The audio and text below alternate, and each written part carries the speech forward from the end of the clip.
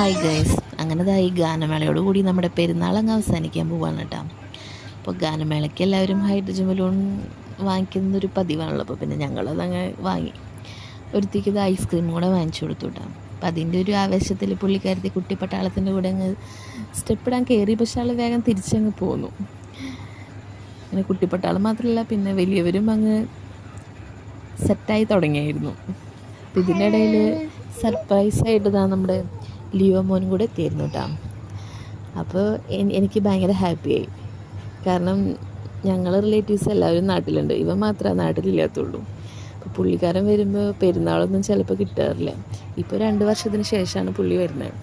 അങ്ങനെ ചാച്ചനും മോളും സെറ്റായി ഗാനമേള അങ്ങ് ആഘോഷിച്ച് ആടി തിമർത്തു. ഞങ്ങളും ഹാപ്പി, അവനും ഹാപ്പി.